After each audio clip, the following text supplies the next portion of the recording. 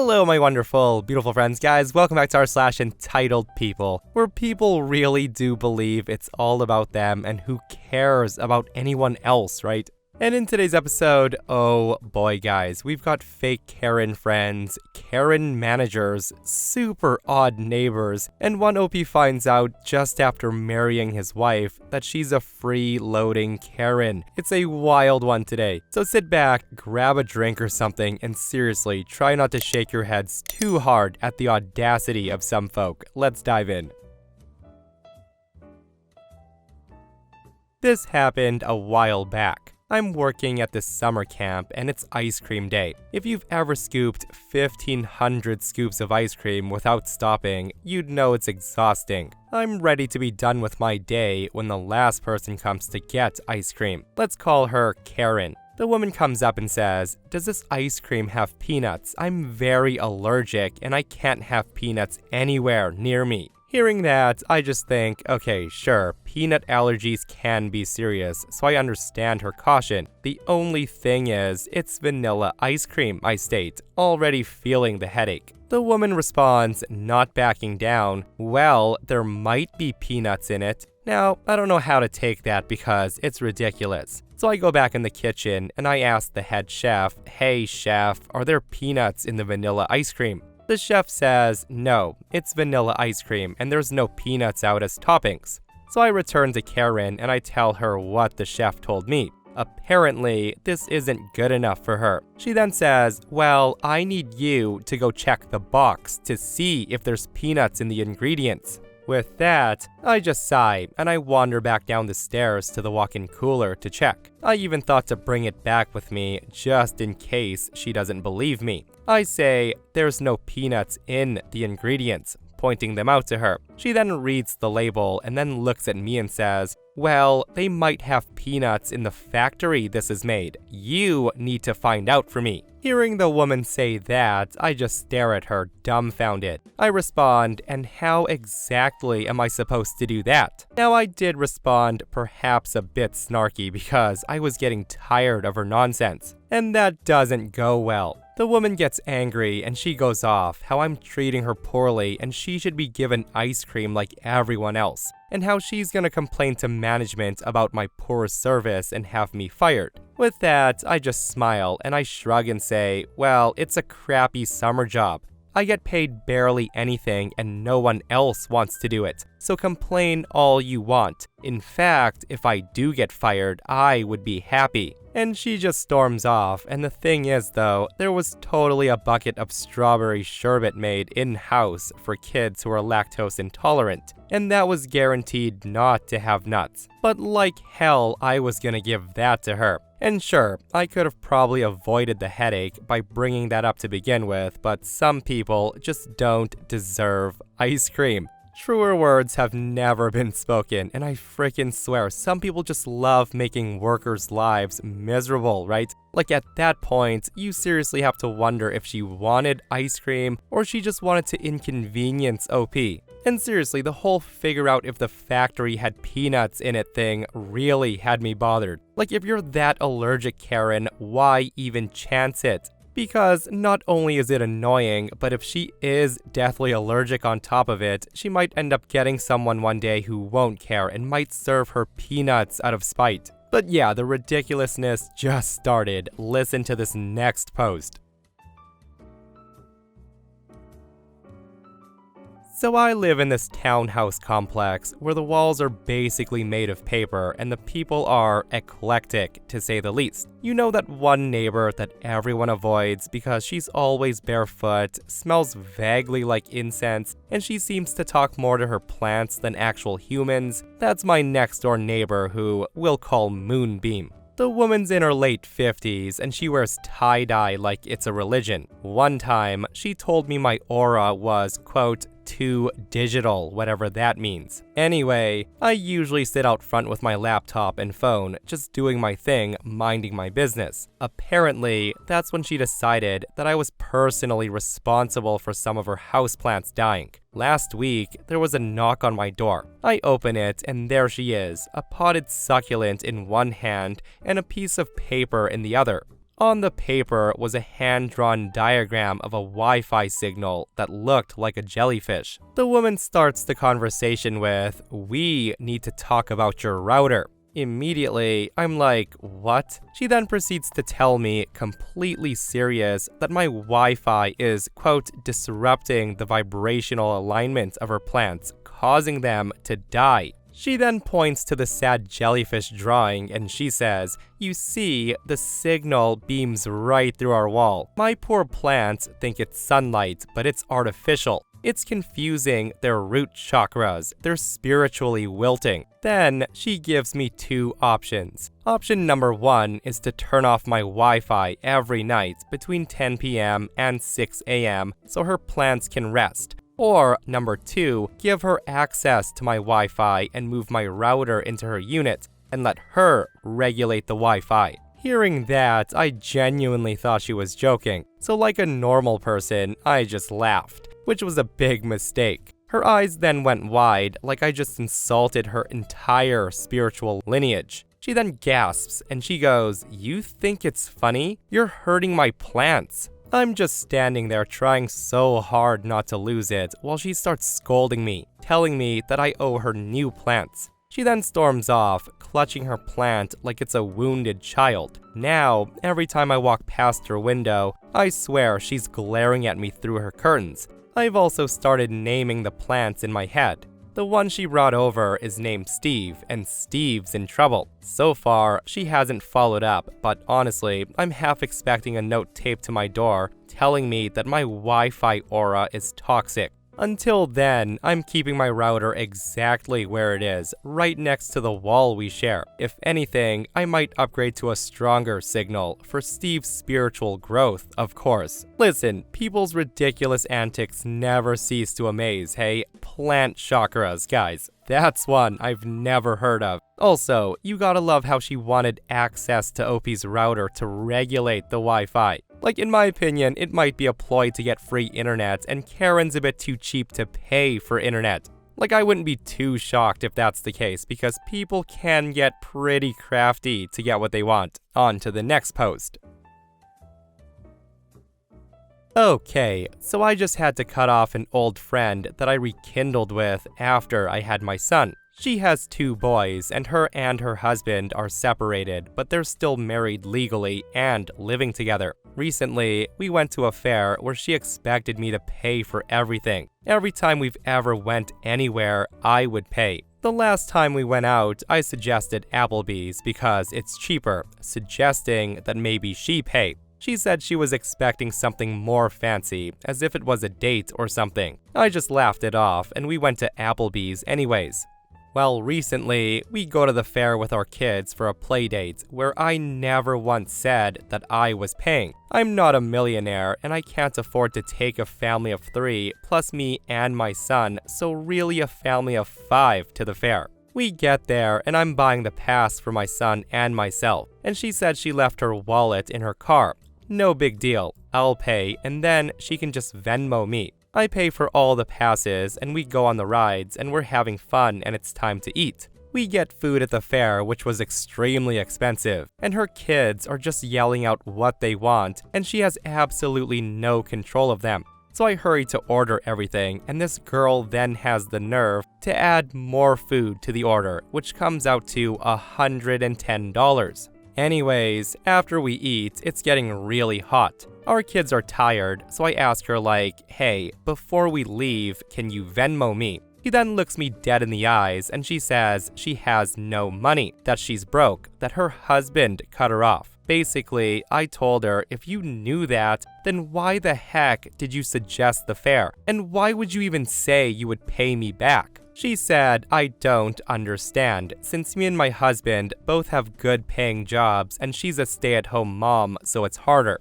I didn't know what to say. I just said, okay. I put my son in his stroller and then got up to leave, and she follows with her kids. As we're leaving, she has the nerve to say that she wishes she could go into this escape room that's not included in the passes I bought. And she keeps looking at me with that begging face. Honestly, it made me feel disgusted, so I said no. We need to go back, it's getting late, and my kid needs to nap. So we both say bye, and the same day, she's calling and texting, asking for the next hangout, and she's inviting herself to my house, saying she can come right now with her boys. It's been 4 days, and she calls and texts me every day, which I don't respond to. After I told my husband everything, he told me absolutely cut her off, and that she's completely taking advantage of me. Update. So I texted her, and I said exactly how I feel, and said that she needs to pay me back. At that, she got mad, and I end up blocking her and not responding to her last text. And this is how the conversation went. I basically say, hey, I know you've been texting and calling to hang out and scheduling, but honestly, I'm not interested unless you can pay me back for the other day. I spent a lot of money and you lied to me and told me you would Venmo me. I feel like you took advantage of me and I would never do that crap to you. You're just assuming that we're well off because we both work, when in reality, it's because we have a budget.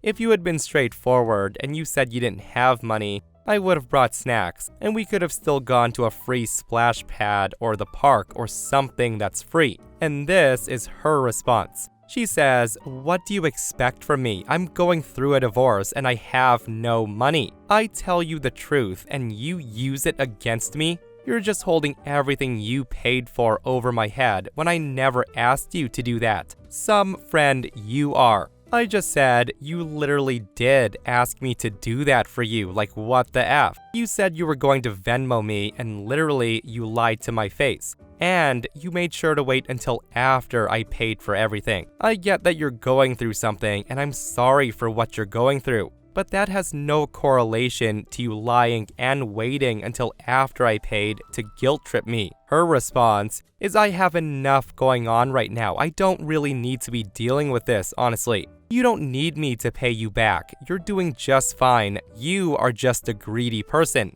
You literally have your husband paying for everything. You have no idea what it's like to struggle, and I'm struggling so bad right now. I never have money. That's when I say, you literally buy Starbucks every day and you still get your nails done. Her response is, I don't want to be friends with someone who's gonna hold everything over my head. You think you're better than me and you're not. I never should have told you anything about my marriage because clearly you don't care.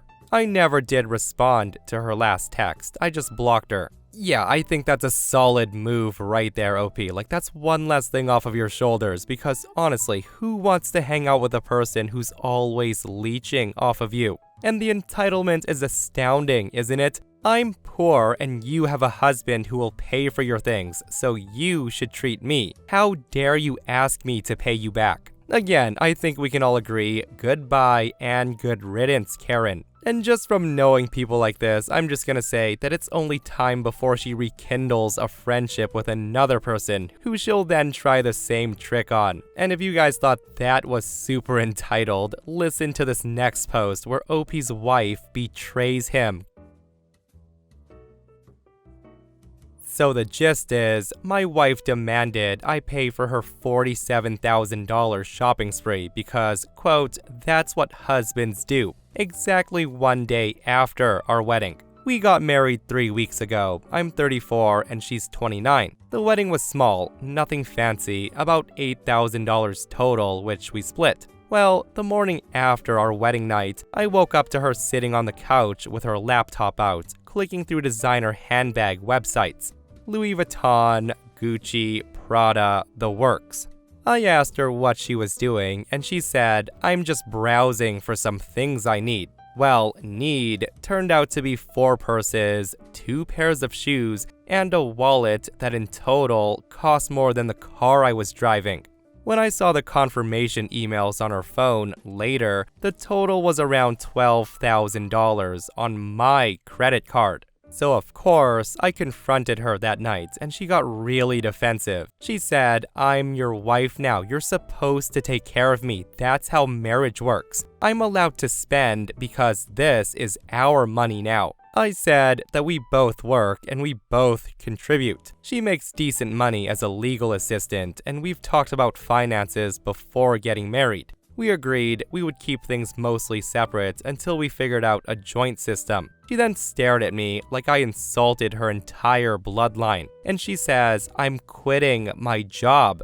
I said, "What?" She then says, "I'm quitting. I gave notice yesterday. My last day is Friday. My friends' husbands provide, and that's what my dad did for my mom, so that's your job now." Of course, hearing her say that, I was stunned. We had never discussed this, like not even once. I asked her if this was some kind of joke, and she said, "I'm not joking. I'm done working. You make enough for both of us." Now here's the thing, I make about $90,000. I'm comfortable, but I'm not support two people while she racks up luxury purchases kind of money. I then told her to cancel her purchases. She held her ground and she said no. So over the next 2 weeks, packages arrived daily. I would come home to stacks of boxes, designer clothes, more handbags, shoes, jewelry, perfume that cost $400 a bottle. I checked our credit card statements and I nearly had a heart attack. She had maxed out the one card and somehow she had gotten access to 3 other cards, ones that I've had for years that I barely used. They were all maxed out,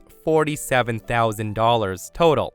When I confronted her, she said that I was being controlling and financially abusive, that clearly I don't love her if I was gonna deny her basic happiness. I end up canceling every card, I changed all of my passwords, and I told her that she needs to return everything or beg to stay at her job and pay for it herself, because at this point, she was stealing from me. She then did what I never expected her to do, she called her parents. They showed up at our apartment the same night. Her dad starts screaming at me in the hallway, calling me a deadbeat and a manipulator. Her mom was crying, saying I tricked their daughter into marriage just to trap her. That's when I told them the truth. I showed them the credit card statements on my phone. I showed them delivery confirmations. I then explained that she quit her job without discussing it with me, and she expected me to fund her lifestyle. That's when her dad said, "So what? That's what husbands do. You provide and she takes care of the home. End of story." I just said she's literally spent the last 2 weeks shopping online while I work 50-hour weeks. They then called me a liar and I told them all to leave or I would call the police. They left, but my wife went with them. 2 days later, I get this message from her aunt. She said that she had heard I was abusing my wife and that the whole family was gonna make sure that everyone knew what kind of man I really was. I just said, go ahead. So they did. They posted on Facebook how I was controlling, how I isolated their daughter, and how I was financially abusive. Her mom wrote a whole essay. I start getting messages from random people on Facebook calling me trash. So what I did was posted the receipts and explained everything. I posted every single credit card statement, every purchase, and a photo of the closet in our bedroom that was wall-to-wall designer handbags. And her family lost it. Her dad threatened to sue me, and my wife called me crying, begging me to take the post down. She said I'd humiliated her and ruined her life. I just said she ruined her own life by lying to her family and committing fraud. Turns out that's exactly what she did. I talked to a lawyer. I also find out that she opened 2 credit cards under my name and she activated them to use. I filed a police report and she's since been charged. Her family's still blowing up my phone, saying I'm destroying her future over a few purchases and that I'm a monster for getting law enforcement involved. I filed for an annulment and it got approved last week because of the fraud. A lot of people are saying that I should have communicated better and that I'm an a-hole for pressing charges instead of working it out. They say that marriage is about forgiveness, and I'm starting to wonder if I went too far. Should I have just eaten the debt and divorced her quietly? Okay, first off, the audacity is astounding, isn't it? And second, like the fact that OP was completely caught off guard by this and a switch just flipped after marriage is insane. And with it happening so fast, like you really have to question if she married OP out of love or the fact that she thought she could use OP and live a freeloader life. Like I just don't get what happened, guys, and honestly, OP's the only person that does truly have the answers. With that aside, the family not seeing anything wrong with this is a huge problem. Like, it seems like they raised her or may have brainwashed her to be a spoiled, entitled little princess. But yeah, spending $47,000 is insane, guys. Let me know your thoughts on this post. All I know is I would feel so betrayed if I was in OP's shoes. Because once you're married, like, that debt is joint debt. Like, do you want to eat and pay the mortgage? Or is all of our income going towards paying for these expensive bags? Like, finances is one of the top reasons people do separate. And I guess for OP's situation, maybe it is good to nip it in the bud before the wife really puts them in the hole. During my last few high school years and early university years, I worked part-time in a supermarket at the checkout department. Of course, you would see your fair share of Karens, Richards, and Kevins and entitled parents. All that stuff. But no one in that store was more infuriating to deal with than the most recently hired supervisor. She was the kind of supervisor that would deny you paid time off if you didn't give 4 weeks notice, despite our contract stating we only need to give 2 weeks notice. But then, when you tried to give 4 weeks notice, she would say something like, "Oh, it was too long ago, I don't remember you asking me." Anyways, at the time of the story, I had worked at this store for quite a few years, and every Christmas season, I would say the same thing to the supervisors. I would say, "I don't have any plans. I'm not leaving town, so if you need me for extra shifts, just put me down whenever you need me, just as long as I'm finished by 9:30. They knew I wouldn't care if it was any day of the week, just a 4-hour shift or an 11-hour shift. I was completely free with no plans. I was totally flexible and able to work mostly whenever. My only condition was I had to be done by 9:30 p.m. This was because I hadn't gotten my full driver's license yet, and it was illegal for me to drive by myself without some kind of supervisor between the hours of 10 p.m. and 5 a.m. The store was open from 8 a.m. to 10 p.m., so out of those 14 hours, I couldn't work 0.5 of them.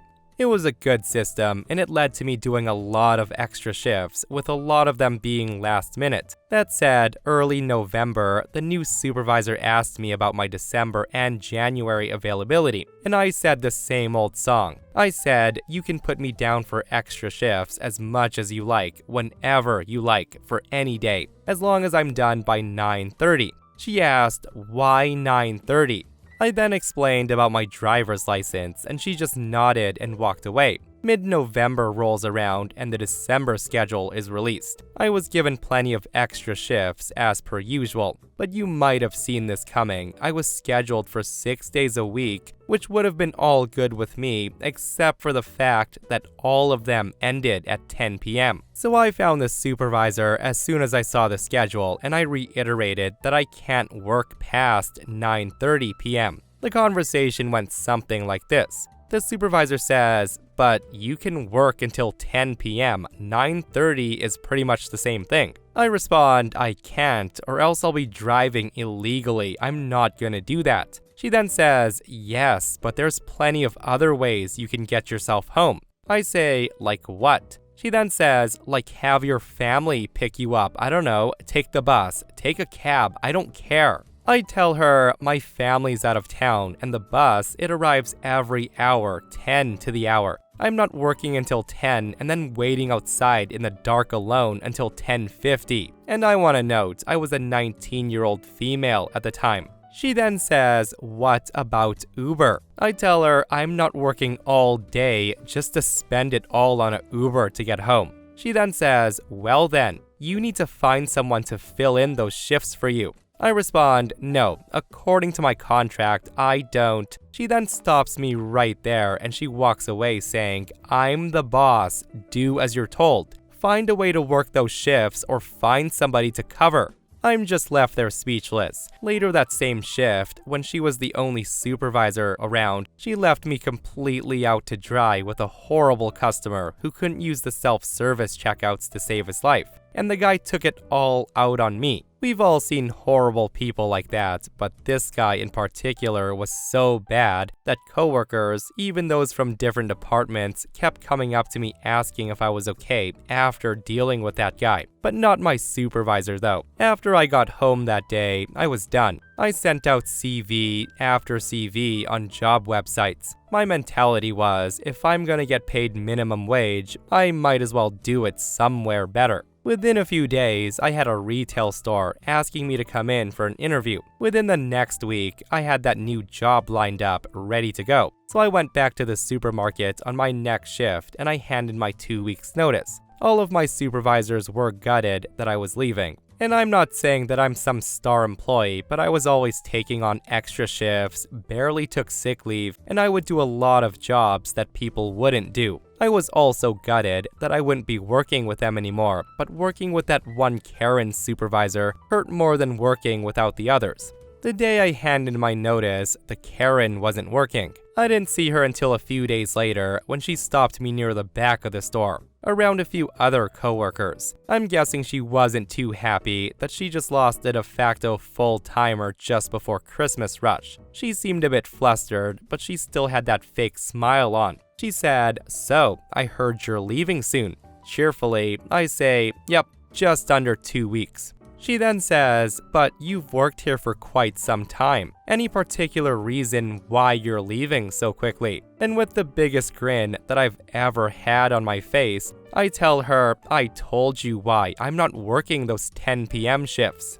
And let me tell you, it was beautiful. Within a split second of me saying that, her smile dropped, and she just stared at me speechless, and this time, it was my turn to just walk away. Guys, like I've said before, you don't quit bad jobs, you quit bad management. And the fact that OP quit all because of a half-hour difference that an entitled stuck-up boss wouldn't budge on is such a power move. Way to show her who's boss, OP. And this person shares a comment that says, "So this is a story about my manager from hell that I think you'll enjoy. I had a very long commute to work, and some days, when I was working late, I would take an Uber home rather than go through the pain of changing several trains.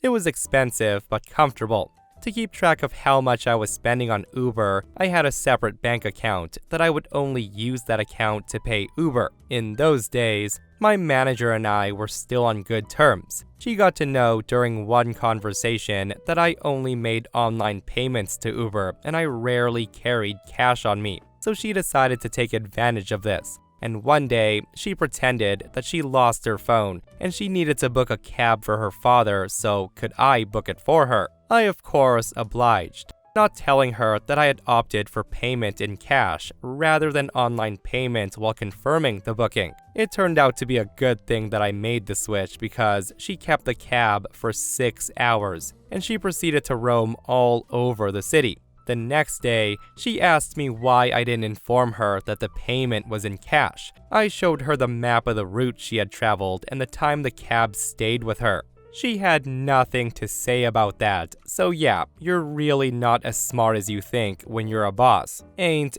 that the truth? And what a nasty piece of work that boss was, assuming that OP would pay for her whole day of Uber rides. Like, what in the world? And that, my friends, is r/EntitledPeople. Guys, I hope you enjoyed today's stories. If you did, hit that thumbs up. And if you're not subscribed, consider subscribing so you don't miss these crazy stories. And if you missed the last episode on the channel, it's an r/malicious compliance episode, where psycho bosses are also getting taught lessons they won't forget. Guys, go check it out if you haven't. And myself and Stevie Boy will see you guys in the next one. We love you.